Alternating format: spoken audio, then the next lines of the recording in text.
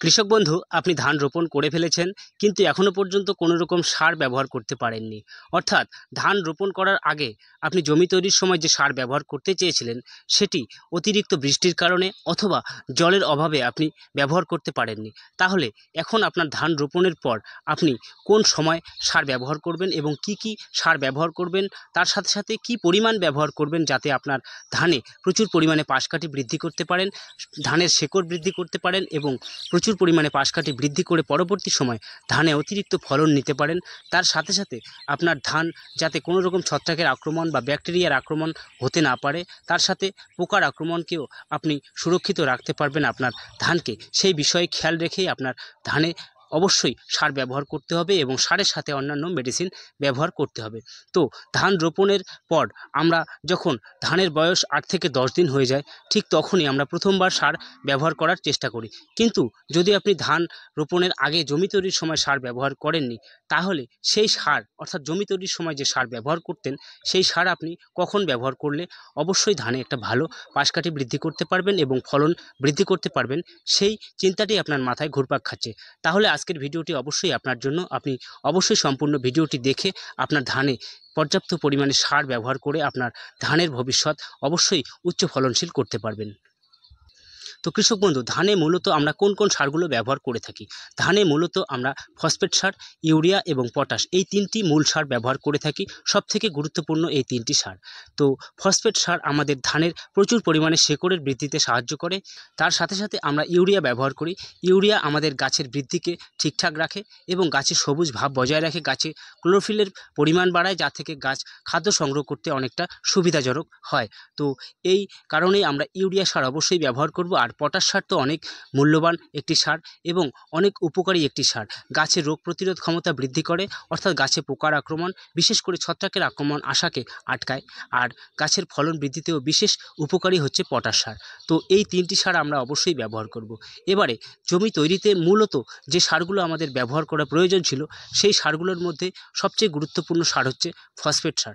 এই ফসফেট এবং পটাশ, এই দুটো সার সবথেকে গুরুত্বপূর্ণ। তো যেহেতু আমরা জমি তৈরির সময় ফসফেট সার ব্যবহার করতে পারি, তাহলে এই সময় আমরা অবশ্যই ফসফেট জাতীয় সার ব্যবহার করার চেষ্টা করব। ধান রোপণ করে ফেলেছি, এখন যদি আমরা পাউডার অর্থাৎ এসএসপি সুপার সিঙ্গেল ফসফেট সার জমিতে ছেটাতে চাই, তাহলে গাছের মধ্যে এই পাউডার জাতীয় সারগুলো পাতায় আটকে যাবে এবং পাতায় অনেকটা ক্ষতিগ্রস্ত করতে পারে।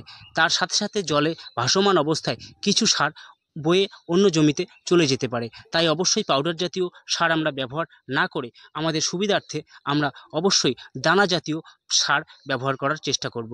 আমাদের মার্কেটে দানা জাতীয় ফসফেট সার পাওয়া যায় ঠিকই, কিন্তু আমাদের পশ্চিমবঙ্গে যথেষ্ট পরিমাণে পাওয়া যায় না। তাই আমরা এই ফসফেট দানা জাতীয় সারটি ব্যবহার না করে ফসফেট মিশ্রিত যে এনপিকে সারগুলো আমরা পাই, সেই এনপিকে সারগুলো আমরা ব্যবহার করার চেষ্টা করব।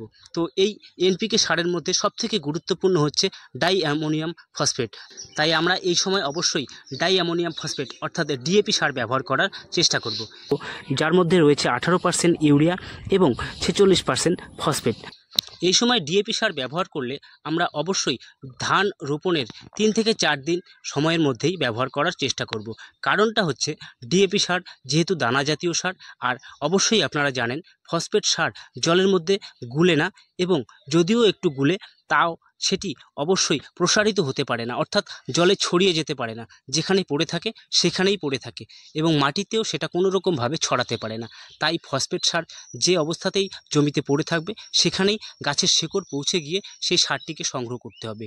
আর অবশ্যই যদি আমরা জমি তৈরির আগে এই ফসফেট সার ব্যবহার করি, তাহলে মাটিতে উলটপালটভাবে সম্পূর্ণ মাটির মধ্যে অ্যাডজাস্ট হয়ে ছড়িয়ে পড়ে, যার কারণে গাছ সংগ্রহ করতে সুবিধা পায়। আর আমরা যদি রোপণ করার পর আমরা জমিতে ছিটিয়ে ব্যবহার করি, তাহলে যে সারের দানাটা যেখানে পড়ে থাকে সেখানেই সারটি পড়ে থাকবে। আর সেটি যদি আবার মাটির উপরে অংশে পড়ে থাকে, তাহলে তো গাছের শেকড় উপরে এসে সারটিকে সংগ্রহ করতে পারবে না। তাই অবশ্যই চেষ্টা করব ধান রোপণের 2 থেকে 3 দিন বা সর্বাধিক 5 দিনের মধ্যেই যাতে সেই জমিতে ছিটিয়ে দেওয়া যায়। তাহলে আমাদের ধান জমির মাটি নরম থাকবে এবং অবশ্যই সারের দানাটা ছেটাতে গেলে সেই দানাটি একটু হলেও মাটির 2 থেকে 3 সেন্টিমিটার নিচে পৌঁছে যাবে অবশ্যই অটোমেটিকলি। তাহলে মাটির নিচে পৌঁছে গেলে গাছের শেকড় সেখানে পৌঁছে গিয়ে সেই সারটিকে অতি সহজেই সংগ্রহ করতে পারবে। আর এর জন্যই আমরা অবশ্যই এই ধান রোপণের 4 থেকে 5 দিনের মধ্যেই সেই জমিতে ডিএপি অথবা 10-26-26 দানাদার যে সারগুলো সেই সারগুলো ছিটিয়ে দেওয়ার চেষ্টা করব। এর পরবর্তী সময় যখন মাটি অটোমেটিকলি একটু শক্ত হয়ে যাবে তখন যদি আপনি সেই জমিতে এই সারগুলো ছিটিয়ে দেন তাহলে কিন্তু মাটির উপরেই ভেসে থাকবে এবং আপনি হয়তো ডিএপি সারের মধ্যে যে ইউরিয়া রয়েছে 18%, সেই সারটি জলে গুলে গাছের শেকড় পর্যন্ত পৌঁছে যাবে। তাহলে গাছ সেটিকে নিতে পারবে। এমনকি পটাশ সারটিও হয়তো মাটির নিচে জলের সঙ্গে চলে যাবে, সেটিকেও নিতে পারবে। কিন্তু ফসফেট সার কোনো রকমভাবেই চলমান সার নয়, যেখানে পড়ে থাকে সেখানেই থাকে। সেই সারটিকে গাছ কিন্তু কখনোই নিতে পারবে না, তাই সেটি অবশ্যই অপচয় হয়ে যাচ্ছে। তাই আমরা অবশ্যই এই সারটিকে ব্যবহার করার চেষ্টা করব 3 থেকে 4 দিনের মধ্যেই। আপনি যদি জমি তৈরির সময় সার ব্যবহার না করে থাকেন তাহলে এই সময় আপনি অবশ্যই প্রতি বিঘা হিসেবে ডিএপি যদি ব্যবহার করেন তাহলে প্রায় 8 থেকে 9 কেজি ব্যবহার করবেন এবং আপনি যদি 10-26-26 ব্যবহার করেন তাহলেও অবশ্যই 10 কেজি হারে ব্যবহার করার চেষ্টা করবেন। তাহলে আপনি অবশ্যই দারুণ একটা রেজাল্ট দেখতে পাবেন আপনার ধানের জমিতে। তো এর সঙ্গে আপনি অবশ্যই আর কি ব্যবহার করবেন? এর সঙ্গে আপনাকে অবশ্যই ইউরিয়া ব্যবহার করতে হবে। যদি আপনি ডিএপি ব্যবহার করেন তাহলে ডিএপির সঙ্গে আপনাকে 5 থেকে 6 কেজি ইউরিয়া ব্যবহার করতে হবে, কারণ ডিএপির মধ্যে 18% ইউরিয়া রয়েছে অলরেডি।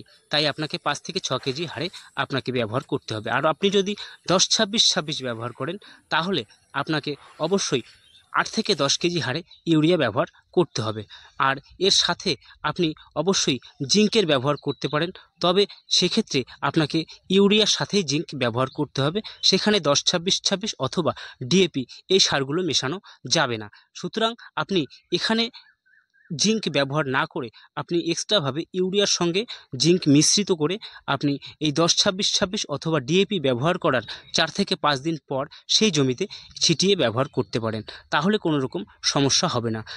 মোট কথা, ডিএপি অথবা 10-26-26 অথবা ফসফেট বা অন্যান্য যে কোনো এনপিকে সার, যে সারের মধ্যে ফসফেটের পরিমাণ রয়েছে সেই সারের সঙ্গে কখনোই জিঙ্ক মেশাবেন না, তাহলে আপনার সারের পর্যাপ্ত কাজ আপনি পাবেন না।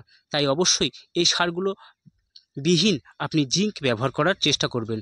তো জিঙ্ক আপনি যদি ব্যবহার করেন তাহলে প্রতি বিঘায় 2 থেকে 3 কেজি হারে আপনাকে ব্যবহার করতে হবে, সেটা 21% জিঙ্ক হোক অথবা 33%-এর জিঙ্ক হোক।